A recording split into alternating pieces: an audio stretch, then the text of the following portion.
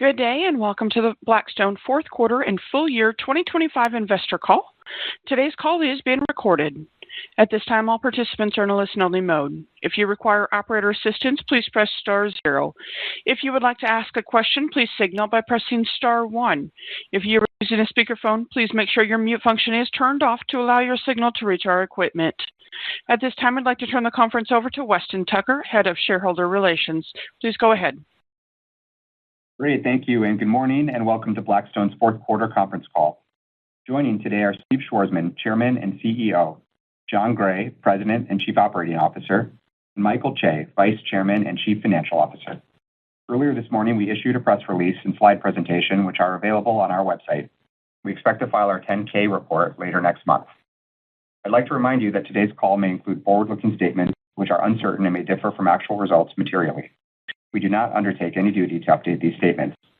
For a discussion of some of the factors that could affect results, please see the Risk Factors section of our 10-K. We'll also refer to non-GAAP measures, and you'll find reconciliations in the press release on the shareholders page of our website. Also note that nothing on this call constitutes an offer to sell or a solicitation of an offer to purchase an interest in any Blackstone fund. This audiocast is copyrighted material of Blackstone and may not be duplicated without consent. Just quickly on results. We reported GAAP net income for the quarter of $2 billion. Distributable earnings were $2.2 billion, or $1.75 per common share, and we declared a dividend of $1.49 per share, which will be paid to holders of record as of February 9th. With that, I'll now turn the call over to Steve. Good morning, and thank you for joining our call. Blackstone just reported the best results in our 40-year history. With distributable earnings of $1.75 a share, as Weston mentioned. This capped a record year for the firm, in which DE increased 20% to $5.57 per share, or $7.1 billion, powered by strong growth in fee-related earnings and a significant acceleration in net realizations. Inflows reached a stunning $71 billion just in the fourth quarter, the highest level in 3.5 years, and approximately $240 billion for the full year, reflecting robust momentum across the institutional, private wealth, and insurance channels.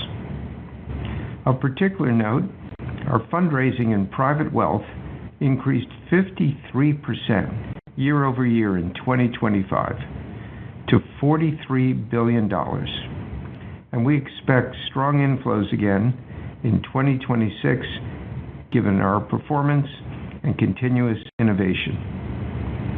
According to recent analyst research, Blackstone has an estimated 50% share of all private wealth revenue across the major alternative firms.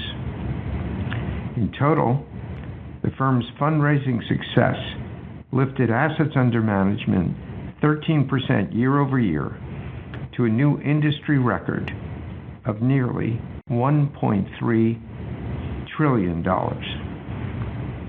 Most importantly, we generated outstanding investment performance overall for our limited partners again in 2025, highlighted by notable strength in infrastructure, corporate private equity, and our multi-asset investing business, BXMA.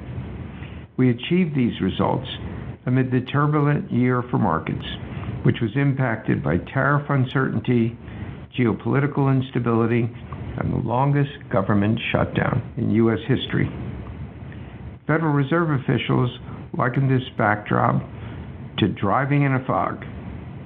For Blackstone, a key advantage of our leading scale, with a portfolio spanning more than 270 companies, nearly 13,000 assets in real estate, and one of the largest credit platforms, is the expansive array of proprietary data it produces. This data provides deep insight into what's happening in the global economy, helping us see through the fog and chart the path forward. What we saw in the data was a fundamentally strong economy, underpinned by the ongoing technology and AI-driven investment boom. We were also encouraged by what we were seeing on the ground in terms of moderating inflation in the context of limited input and labor cost growth at our companies, as well as our real-time understanding of shelter costs given our unique position in real estate. We shared these perspectives with you throughout the year, which did not always align with the consensus viewpoint. Today, there continues to be a range of geopolitical uncertainties that are impacting markets, but we remain anchored by the strong operating and capital market fundamentals we see through our portfolio. Our views on the economy and inflation have informed our investment approach, and they also led to our conviction that the deal cycle would accelerate, including a resurgence in capital markets activity. First, in terms of our investments, our data gave us the confidence to lean into key thematic areas such as digital infrastructure, including data centers, power, and electrification, private credit, life sciences, and from a regional perspective, India and Japan. These areas have been among the largest drivers of appreciation in our funds. We also took advantage of volatility in markets to sign or close 8 privatizations during the year in private equity and real estate, including in the fourth quarter, medical technology company Hologic for $18 billion. And in credit, we saw record deployment in 2025, including the emergence of an important new source of direct origination, customized, long-duration capital solutions for investment-grade corporates. We've executed multiple of these to date, and we expect to do more over time. In total, we invested $138 billion across the firm in 2025, the highest level in 4 years, planting the seeds of future value. Stepping back, the historic pace of investment taking place in the U.S. to facilitate the development of artificial intelligence, including the design and manufacture of semiconductors, data center construction, and the expansion of power generation, is the key driver of economic growth today and is creating an enormous need for capital solutions. The U.S. has long occupied a unique position in the world in terms of its innovation and economic leadership, and the investment megacycle underway in AI and power, and the expected future boost in AI-related productivity should propel U.S. economic growth for years to come. Blackstone is extremely well positioned to benefit against this backdrop, given our scale and expertise in these areas, including our ownership of the world's largest data center platform, as well as our position as a major investor in the modernization and growth of the U.S. electric grid. Turning to the acceleration in the deal cycle and capital market activity, we regularly spoke about this dynamic last year, and we're now seeing it start to materialize. IPO and M&A activity are accelerating. Deal sizes are increasing, and sponsor activity is picking up. In the fourth quarter, global IPO issuance rose 40% year over year, including a 2.5-fold increase in the United States, notwithstanding the government shutdown. Blackstone was a major contributor with the $7.2 billion IPO of medical supply company Medline, the largest IPO since 2021, and the largest sponsor-backed IPO in history. The offering was extremely well received, with shares trading up over 40% on the first day. Medline is a perfect illustration of the power of Blackstone's private equity model at work and our ability to generate attractive returns on large-scale control deals across vintages. This 2021 transaction represented the largest healthcare buyout in history, which we completed in partnership with the company's founding family, key limited partners, and 2 other financial sponsors. During our ownership, we accelerated the company's growth, implemented multiple initiatives to drive value, and executed accretive acquisitions to expand the company's product suite and end markets. Today, Medline is a category-leading public company that is exceptionally well-positioned for continued success. Medline was Blackstone's 4th IPO globally since last summer, and our momentum continues to build. We have one of the largest IPO pipelines in our history, reflecting a diverse mix of sectors and geographies. Looking forward, the structural tailwinds driving the alternative sector, and in particular Blackstone, are accelerating. More investors are discovering the benefits of private market solutions, including in the vast private wealth and insurance channels. At the same time, we continue to deepen our relationship with institutional limited partners across multiple areas. These tailwinds, alongside the cyclical recovery underway in transaction activity, are a powerful combination for our firm and our shareholders. In closing, I couldn't have more confidence in the firm and our prospects for continued growth. Our business performed exceptionally well through the high cost of capital backdrop of the past several years, and we believe we're now moving into a more supportive environment. With a portfolio concentrated in compelling sectors and nearly $200 billion of dry powder to take advantage of opportunities, we are extremely well positioned for the road ahead. And with that, I'll turn it over to John. Thank you, Steve, and good morning, everyone. This is an exciting time for Blackstone with 3 powerful dynamics coming together. First, the deal environment has reached escape velocity on the back of moderating cost of capital. Secondly, the AI revolution is creating generational opportunities to invest private capital at scale, both debt and equity, while creating attractive gains across multiple sectors. And third, adoption of private markets continues to deepen across all 3 of our major customer channels: institutions, insurance, and individual investors.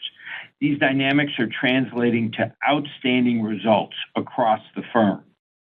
Starting with our institutional business, which makes up over half of our AUM and comprised over half of 2025 inflows. We are seeing strong demand today across numerous open-ended and drawdown fund strategies. In infrastructure, our dedicated platform grew a remarkable 40% year over year to $77 billion, including over $4 billion raised in the 4th quarter, underpinned by exceptional investment performance. The commingled BIP strategy has generated 18% net returns annually since inception 7 years ago, and 2025 was one of the best years yet, with broad-based gains across digital, energy, and transportation infrastructure.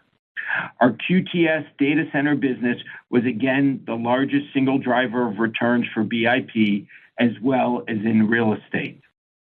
Sticking with our open-ended strategies, BXMA reported excellent results again in Q4. The composite gross return for BXMA's largest strategy has been positive for 23 straight quarters and exceeded 13% for the year in both 2025 and 2024, the best since 2009. Investors are responding favorably, with $6.3 billion of net inflows for BXMA in 2025, representing the highest net fundraising in nearly 15 years, and lifting AUM 14% year over year to a record $96 billion. Meanwhile, in our institutional drawdown area, our business is accelerating with a new fundraising cycle underway. We've held initial closings of $5 billion for our new PE secondaries flagship, targeting at least the size of the prior $22 billion vintage, with another major close expected in the coming weeks. Our secondaries platform saw a record year of deployment in 2025, and we see strong growth ahead, fueled by the ongoing expansion of private markets. In corporate private equity, we've raised over $10 billion to date for our next Asia flagship, compared to approximately $6 billion for the previous vintage, and expect to reach over $12 billion. We also launched fundraising for our fifth private equity energy transition vehicle, which we expect to be meaningfully larger than the prior vintage of approximately $5.5 billion, with a first close anticipated this spring. Rising demand in the power and electrification ecosystem is creating enormous deal flow in this area, and our currently investing vintage is approximately 80% committed only a year and a half after launch. In Q4, we also held closings for the new vintages of our tactical opportunities, GP stakes, and life sciences vehicles. And in credit, we raised an additional capital for our fifth opportunistic strategy, bringing it to over $7 billion with a target of $10 billion. There's no question that institutional investors remain the bedrock of our firm. Diving deeper into credit specifically, our platform overall continues to see extraordinary momentum. We now manage $520 billion of total assets across corporate and real estate credit, up 15% year over year.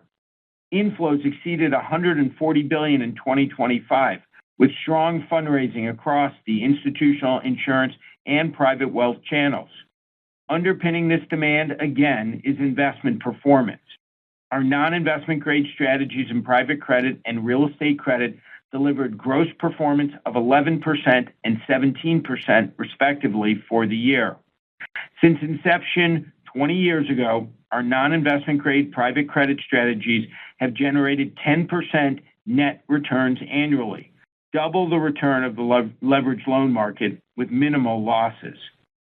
Despite the external noise today in private credit, facts do matter, and our portfolio overall is in excellent shape, including high single-digit EBITDA growth on average for our direct lending borrowers for the most recent annual period.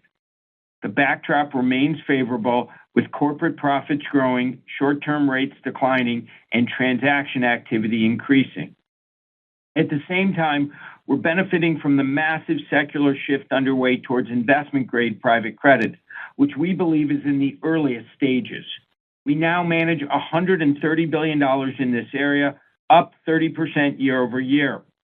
Our farm-to-table approach, which brings clients directly to borrowers and is designed to create a structural premium to liquid fixed income, is really resonating. Why is investment-grade private credit growing so quickly? Two main reasons. First, corporate investment-grade bond spreads are at their tightest level since 1998, and we've been seeing insurers and now some pensions and sovereign wealth funds looking to earn materially higher spreads at the same or lower risk levels. Second, the build-out of AI infrastructure requires a massive amount of private debt capital for the construction of fabs, energy supply, and data centers. Turning to the insurance channel specifically, our AUM grew 18% year over year to $271 billion.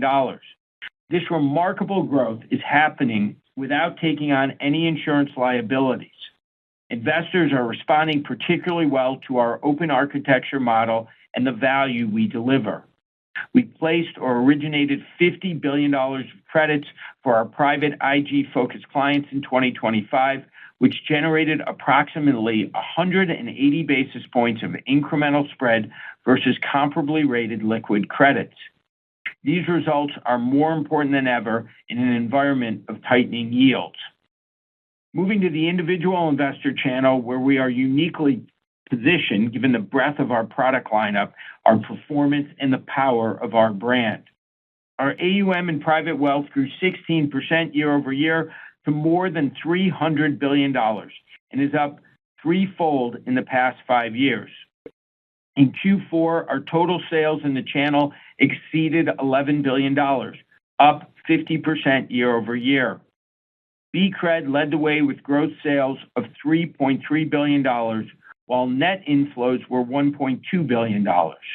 For the full year, BCRED reported record gross sales of over $14 billion, powered by investment performance, with 10% net returns annually since inception 5 years ago, almost entirely comprised of current income.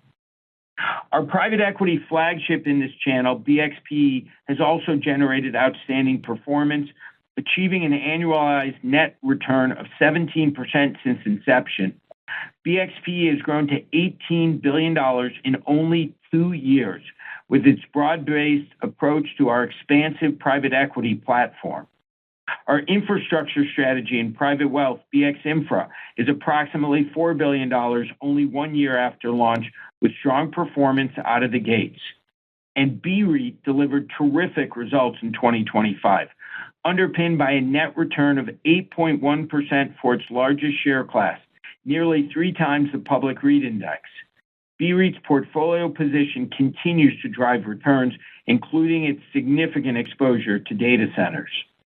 In private wealth, as with the rest of Blackstone, our relentless focus on investment performance gives us the license to innovate, and our innovation is accelerating. We expect 2026 to be our busiest year yet in terms of product launches, as we stated previously. Blackstone has led the evolution of the private wealth market to date, and we expect to lead it in the future. Turning to real estate, where we've been navigating the early stages of the sector's recovery. We said the cycle was bottoming 2 years ago, but that the recovery wouldn't be a straight line. Since then, U.S. private real estate values have been slowly improving. However, since the interest rate cycle began approximately 4 years ago, real estate values are still down 16% compared to an increase of 75% for the S&P 500. We think real estate has plenty of room to run. We've taken advantage of choppy investor sentiment to lean into deployment, investing or committing over $50 billion in real estate since the cycle trough 2 years ago, including our commitment in Q4 to privatize Alexander & Baldwin, an owner of high-quality grocery-anchored shopping centers and warehouses in Hawaii. The gradual pace of the recovery to date has meant our real estate funds in aggregate saw limited appreciation in 2025, notwithstanding BREIT's strong performance. That said, we do see a number of positive signs which point to a better year ahead. These include the sharp decline in construction starts, which have fallen to the lowest level in more than 12 years in the U.S., in both logistics and multifamily, our 2 largest sectors in real estate. Continued growth in debt availability and declines in the cost of debt, a pickup in transaction activity, and now an improvement in logistics demand, with our U.S. platform reporting record leasing activity in Q4. At the same time, our exposure to data centers continues to be a source of strength, as does real estate credit. We remain highly optimistic about the direction of travel for our real estate business. In closing, we enter 2026 with tremendous momentum. Our clients are growing their commitments to us across channels. We are actively investing that capital in compelling thematic areas, and realizations have begun to accelerate. Blackstone's performance-driven, capital-light, brand-heavy model continues to deliver for shareholders. And with that, I will turn things over to Michael. Thanks, John, and good morning, everyone. The firm's fourth quarter results represented an outstanding finish to a record year. I'll first review financial results and will then discuss investment performance and the forward outlook. Starting with results.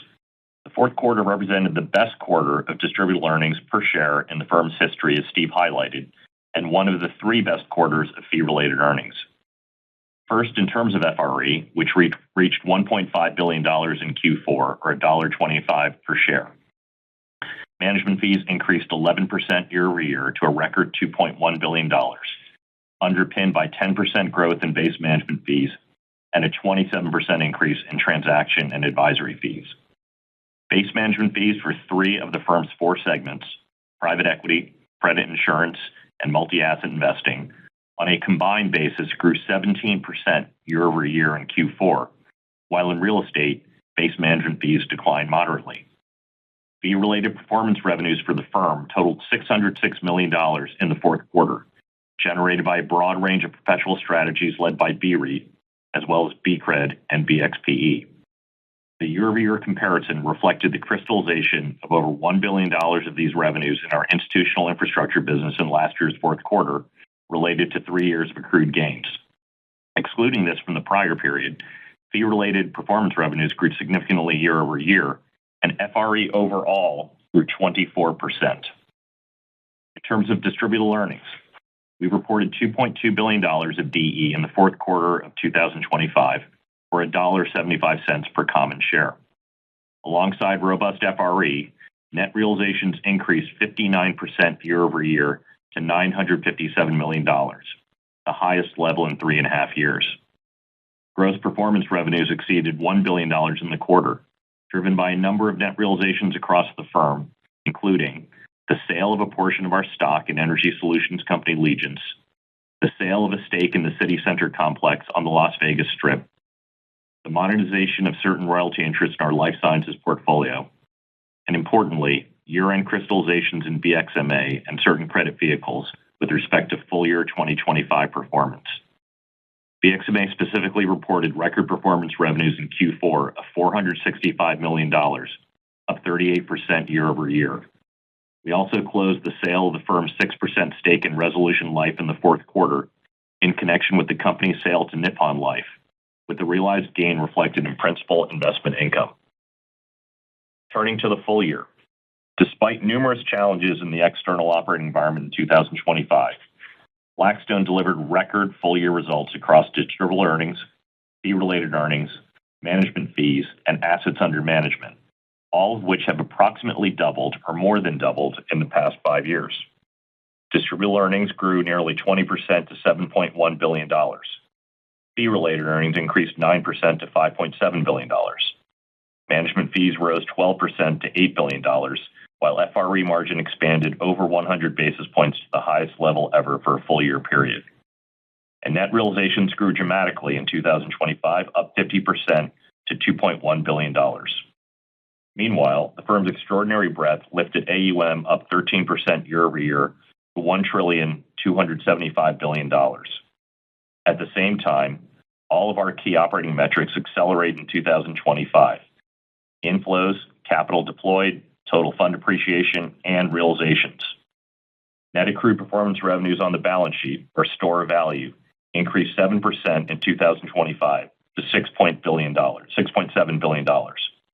The foundation of future value for the firm continued to expand, even as the pace of monetizations increased. And all of this during a period where the significant underlying earnings power of our real estate business has yet to reemerge. The fundamental driver of this positive momentum is, of course, investment performance. Our funds overall delivered strong returns in the fourth quarter and in 2025. Infrastructure led the way with 8.4% appreciation in the quarter and a remarkable 24% for the full year. The corporate private equity funds appreciated 5% in the fourth quarter, with particular strength in the public portfolio, and 14% for the year, supported by high single-digit revenue growth at our operating companies and resilient margins. BXMA reported a 4.3% gross return for the absolute return composite in the fourth quarter and 13% for 2025.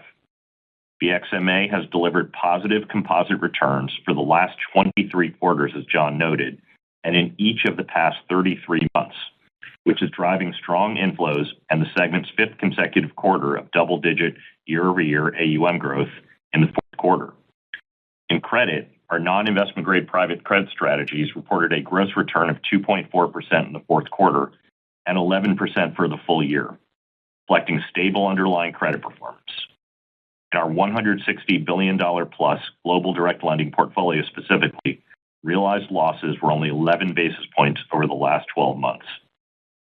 In real estate, overall values appreciated approximately 1% in the fourth quarter and 1.5% for 2025. In Q4, continued significant strength in data centers was partly offset by headwinds in certain areas, such as life sciences office and UK student housing. In total, our real estate portfolio remains well-positioned, with 75% of our global equity holdings concentrated in data centers, logistics, and rental housing. Three sectors supported by very positive long-term fundamentals, as John discussed. At the same time, our real estate credit business continues to report outstanding performance, with our non-investment grade funds appreciating 17% for the full year, including 2.8% in the fourth quarter.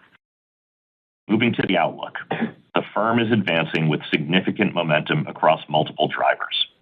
We expect management fees to continue on a strong positive trajectory in 2026, underpinned by robust growth in the private equity, credit and insurance, and multi-asset investing segments, with real estate management fees consistent with Q4 levels in the near term, along with a strong contribution from our capital markets business in 2026.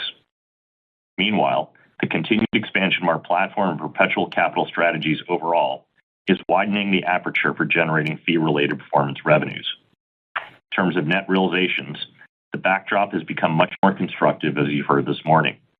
While we will not have the one-time benefit of the sale of our Resolution Life stake and our software platform Bistro, we expect a strong year ahead, particularly with respect to our drawdown fund business, with activity building as we move through the year. Overall, our embedded value and realization potential are significant, and we are very optimistic in the multi-year outlook for the firm. So in closing, in 2025, the firm delivered robust financial performance in the face of a complex external environment. And as we look forward, with powerful structural tailwinds and multiple engines of growth, we strongly believe the best is yet to come. Thank you for joining today's call. We'd like to open it up now for questions. Thank you. As a reminder, please press star one to ask a question. We ask you limit yourself to one question to allow as many callers to join the queue as possible. We will take our first question from Craig Siegenthaler with Bank of America. Good morning, Steve, John, Michael. Hope everyone's doing well. Our question is on the record IPO pipeline. So what sectors and industries will you be leaning into? Will some of that spill over into real estate, or is it too early? And as you hand limited partners cash back at a blended MOIC of 2 times, can you talk about the second order effect it will have on fundraising as LP liquidity profiles rebound? Thanks, Craig. I would say it will be mostly concentrated in the corporate space, just because obviously the fundamentals there are strong, the market is open. I think it will be broad-based, but obviously there is a lot of focus around energy and electricity and some of the picks and shovels around that. But in general, as we saw with Medline, high-quality companies are getting a good reception. I do think it will be more U.S. focused, but I think we'll do a number of things in India, and that's a place where we'll see probably more real estate activity as well, just because of the underlying health of that economy and that IPO market. Europe is slower, but it feels broad-based to us and getting better. And as I said on TV a little earlier, it feels like 2013-14, where you had that 4 or 5 year hibernation period. The markets reopened, and we took a bunch of companies public. And that's the way it feels today. And the fact that Medline and Legence and a couple of companies we've taken out have performed so well for shareholders, I think that's a very good sign. So we do have a lot of confidence. In terms of what it means for our customers, yes, as they get capital back, as they get gains back, it makes it easier for them to allocate more capital to us. It does get that flywheel going again. This is a very positive sign. I think we forget sometimes that the last 4 years has been an abnormal period, that M&A and IPO activity have been well below historic levels, and we're moving back towards more historic level of activity. And is a very positive sign for our business. It helps, obviously, with transaction fees. It delivers returns. Generally, we're taking these things out at higher levels than carrying value, and it gives the investors more capital in their pockets to redeploy. So it's a very good virtuous cycle for us, and we're excited to see the IPO market coming back like it is.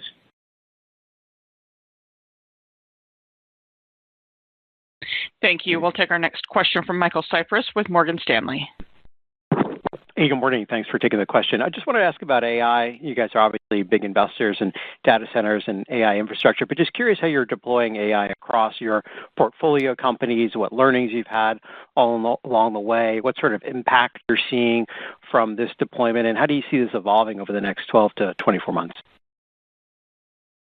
Well, it's still early days, but we are starting to see some real impact. I'd say at the Blackstone level, it's been with our software engineers. That's where we've seen the biggest impact day one in terms of making our folks twice as efficient when they're coding. We're beginning to use it for cyber monitoring, which is giving us a productivity boost. We invested in a company called Norm AI to help us on the legal side, particularly marketing compliance. And then I would say data summarization is super helpful. We have 270 companies, 13,000 pieces of real estate, and the ability to get that real time and to use that information to make us better investors, to me, that is hugely important. At our portfolio companies, I would say customer engagement. We have a number of companies who are doing that. Content creation, certainly with the media focus companies there. Rules-based businesses, again, legal, accounting, transaction processing. We're working with some of the LLM companies on how to accelerate this. And so it feels to us like real productivity gains will come. It's not happening immediately, but we're seeing early test cases that are quite positive.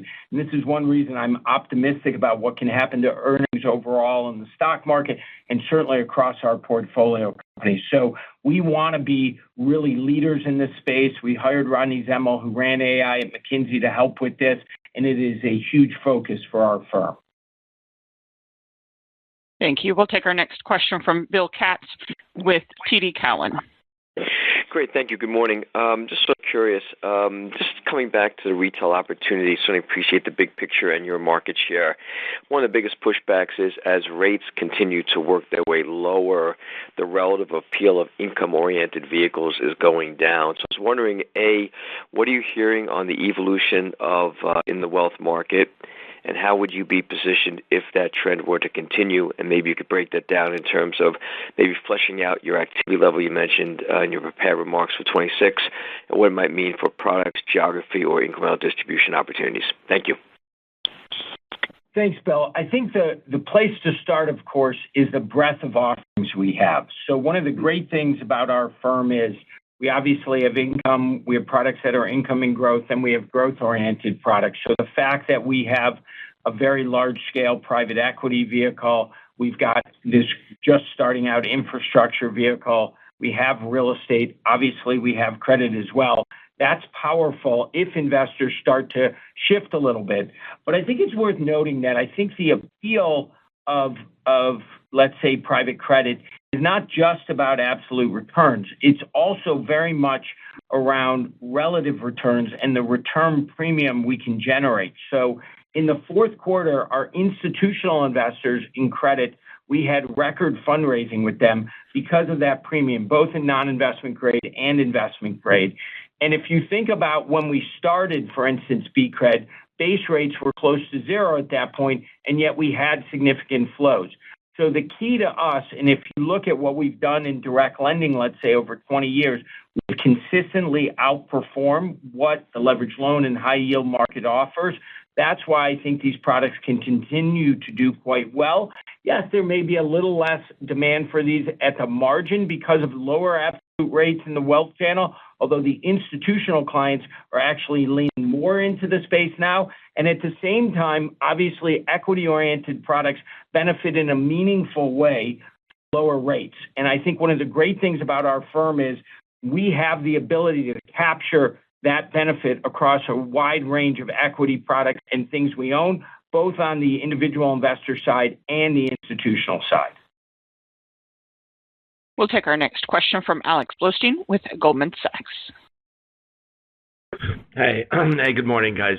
Thank you for the question. John, I was hoping you could unpack a little bit what's going on in direct lending, both on the wealth side and the institutional side. On the one hand, obviously, we saw redemptions pick up, not surprisingly, last quarter.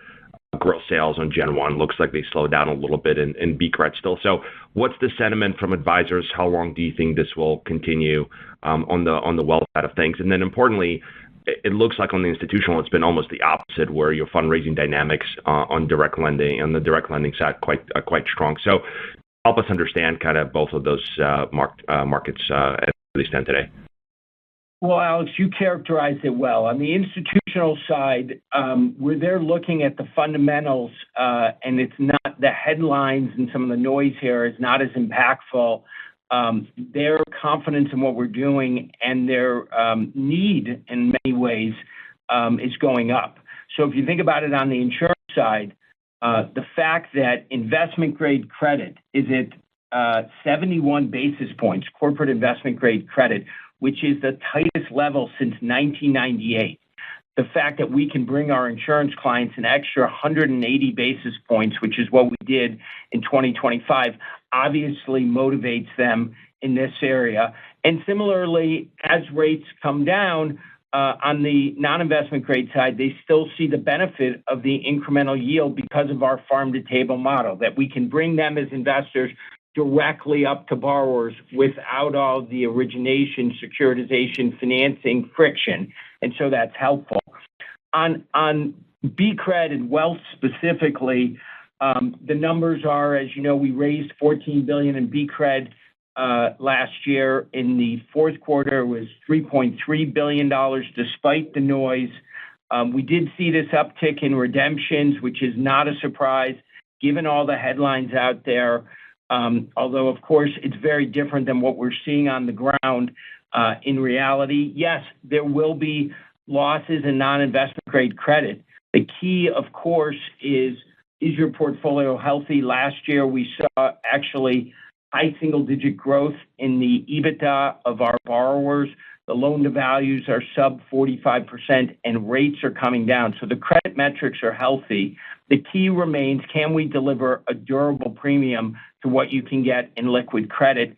And that we feel very confident. In terms of, sort of outlook, we'll have to wait and see on the redemption front over time, but I think performance will be a key driver here on that. And on inflows, I think it's notable that the last 2 months, despite all of this, we've had $800 million of gross inflows each of the last 2 months in excess of that. So we have a lot of confidence in the portfolio and the outlook over time, despite these headlines. Thank you. We'll go next to Glenn Schorr with Evercore. Hi there. So maybe a little more of a... Nah, you know what? I'm going to go with the management fee question instead. Sorry.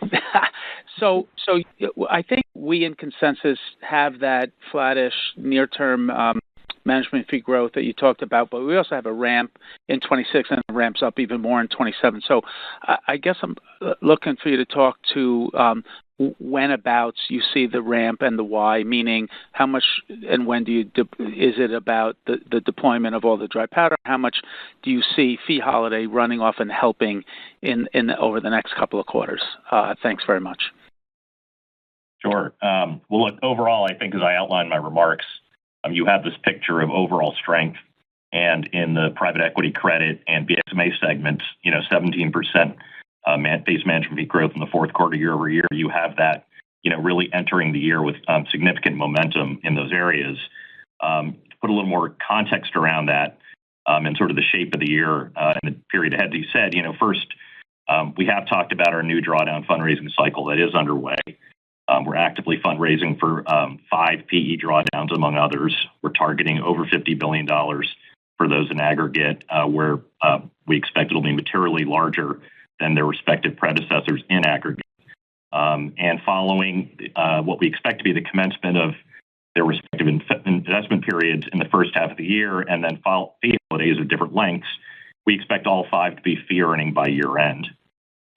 Second, I'd say you have the continued seasoning and expansion of perpetual strategies overall. Perpetual capital is 48% of our fee-earning AUM. That's up 18% year over year. You have this, quite impressive scaling in BXPE. You have BX Infra just entering its second year, coming off holiday. You obviously have our BIP area, new products coming. And then overall, from a business line standpoint, this strong momentum in credit insurance across channels and really broadening diversity, fee-earning AUM in that area up 19%. And I talked about real estate in my remarks. So fundamentally, we're on this upward trajectory. We feel really good about our positioning. I just commented on sort of the shape of some of these major new drawdowns and sort of the timing of fundraising closes, launches, and fee holidays. And so you will see that upward ramp in contribution in the course of the year, and then full year contribution next year. And I would note in this year, you also will have full year contribution of a couple newer drawdown funds like the second growth fund, the life sciences fund. And so you have those embedded components around the overall picture. Thank you. We'll take our next question from Dan Fannon with Jefferies. Thanks. Good morning.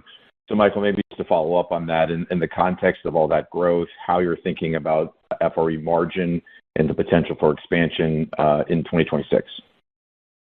Sure. Look, as I think if this past year illustrated, we think our margin position is fundamentally strong. They expanded over 100 basis points, to a fiscal year record in the context of record FRE. And we do always sort of advise people to look at the full year.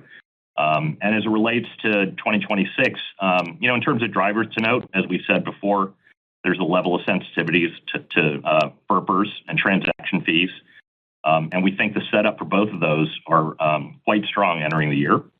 On operating expenses, we had previously outlined a path of a decelerating rate of growth for 2025, and that is what happened.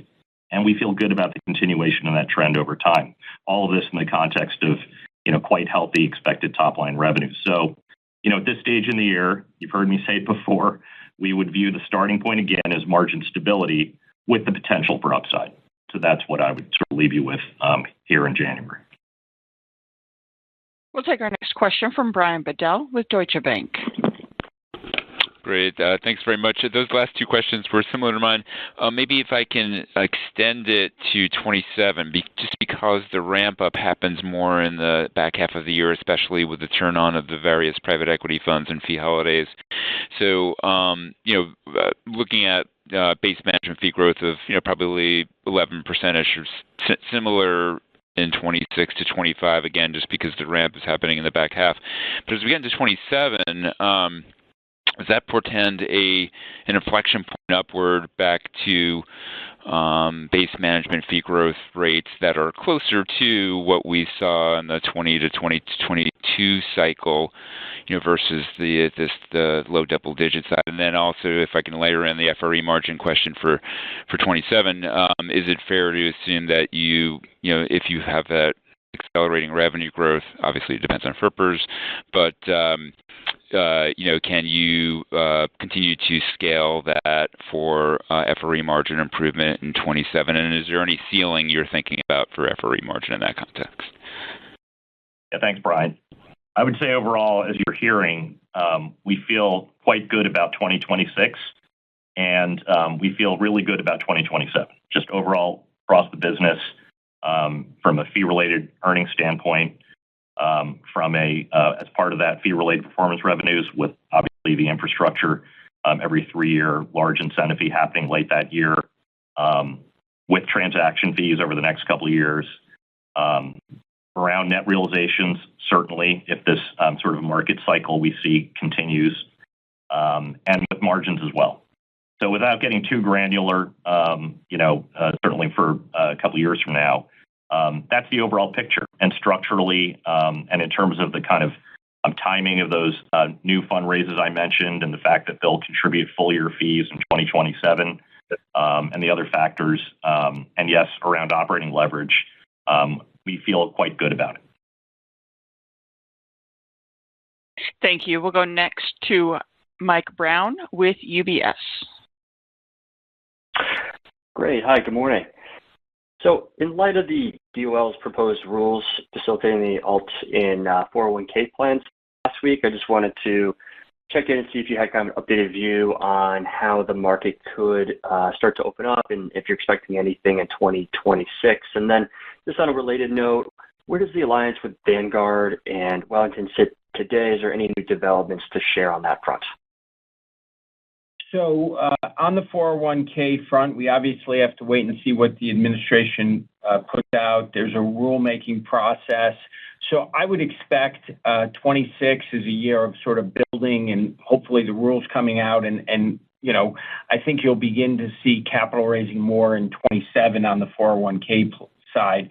I do think that if we get a favorable outcome here that allows private assets to move into American Workers Savings Program, I do think long-term it has a very significant potential. And obviously for us, as the largest player with the biggest products, that it positions us quite well, and obviously the strength of our brand also. So it's something we're very focused on. We have an excellent team and leadership group on it, but it's something that's going to build, and I see this as sort of a foundational year. On the Vanguard Wellington front, there's not a lot I can say. I do think that we will hopefully be launching products this year in the first half of the year. I'm not sure I can go much beyond that. But to me, it speaks to just what's happening to alternatives and the fact that in the wealth channel, they continue to spread out. And we're hopeful that we can reach a broader audience beyond sort of very top end of potential clients, wealth advisors. And there are a lot of people, I think, interested in these products, particularly if we can make them easier to access. And so I would just say overall in wealth and individual investors that the firm's brand and the performance we've delivered is pretty extraordinary. And that this is an area where I think there is lots and lots of opportunity. We've been at it for many years. We did our first drawdown product going back to 2002. We did our first semi-liquid perpetual now 9+ years ago with BREIT, and we built up a lot of goodwill in this channel. And I think you will continue to see new products come online. We filed something in the hedge fund area as well recently. I think you'll see us continue to deliver for these customers and continue to expand. And what's nice about this AUM, as you know, is it's in this perpetual format. It tends to stick for long periods of time and compound. So we have a lot of optimism, and it's on multiple fronts within this wealth and retirement area. Thank you. We'll take our next question from Brennan Hawken with BMO. Good morning. Thanks for taking my question. In the perpetual wealth management strategies, what does the AUM base look like across geographies?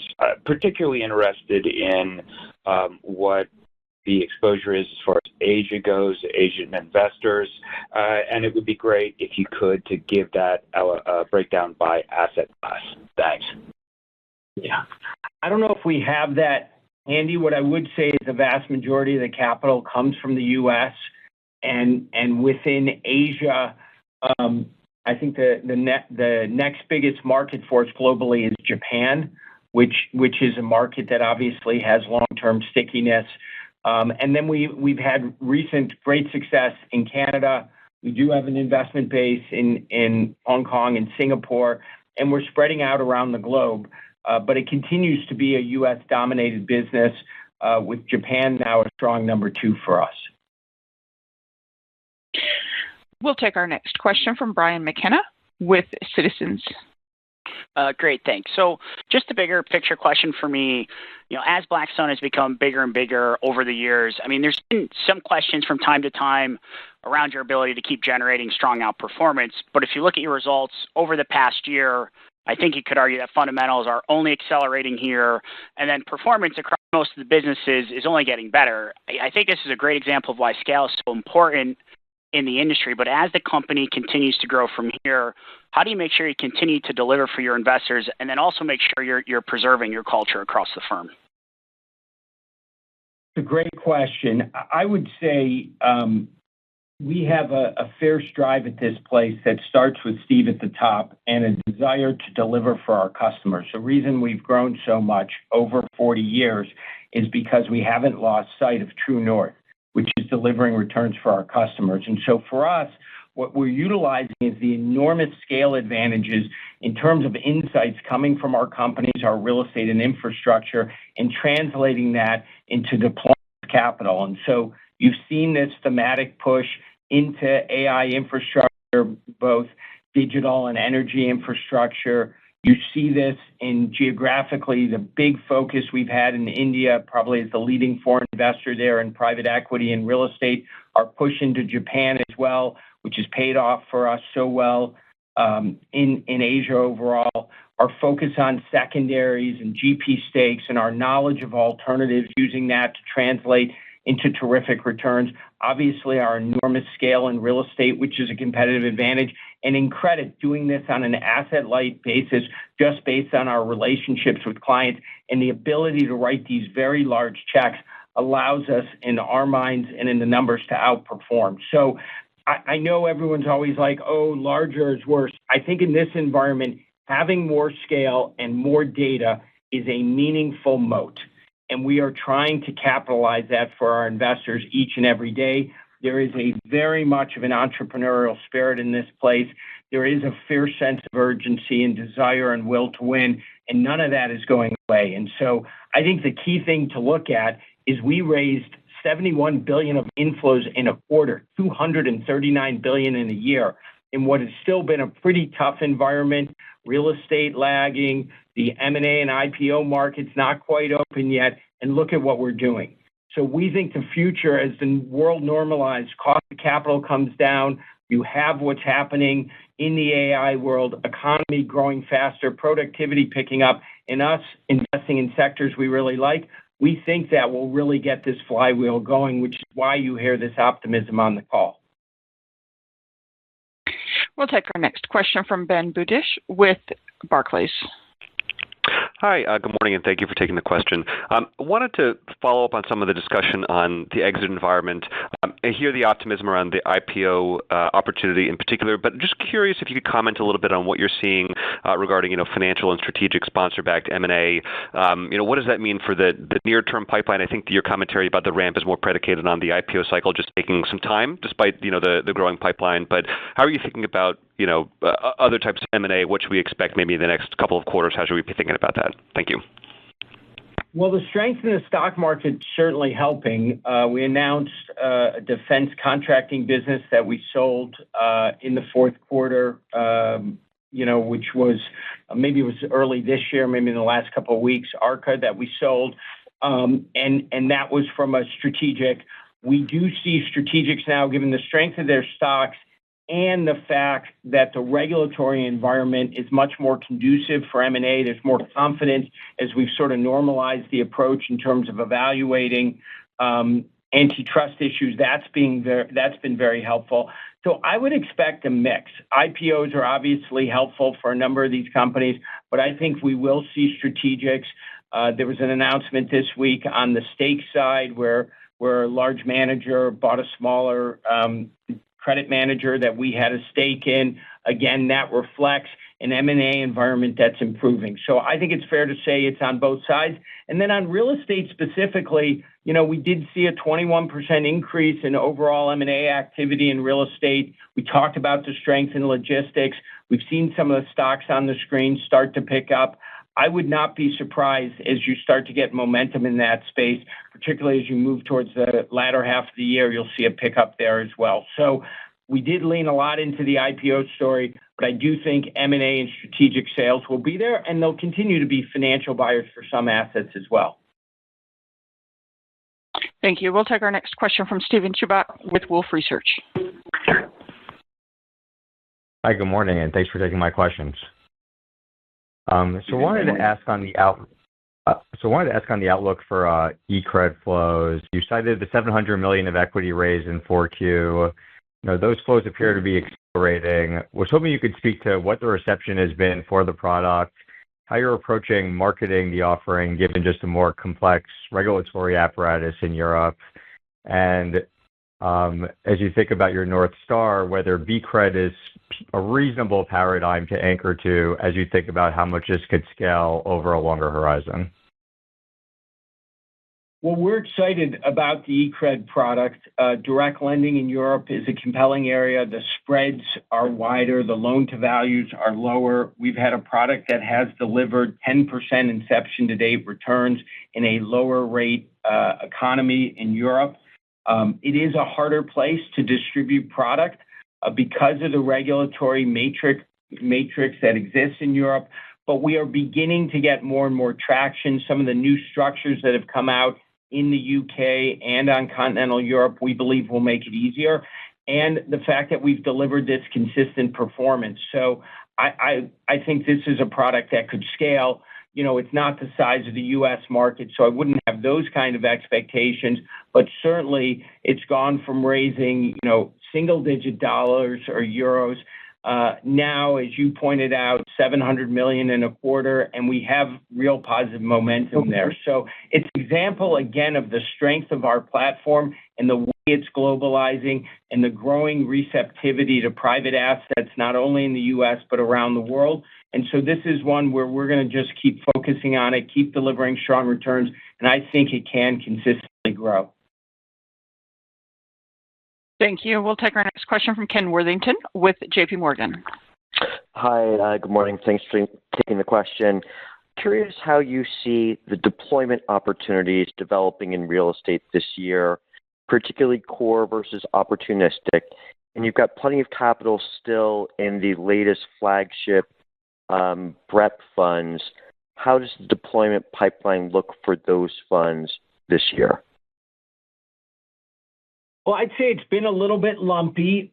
We've done some big things. We said here we've deployed across the whole real estate platform the last 2 years, $50 billion. But, sellers generally are a bit reluctant because people obviously want to see higher prices, want to see the sector recover.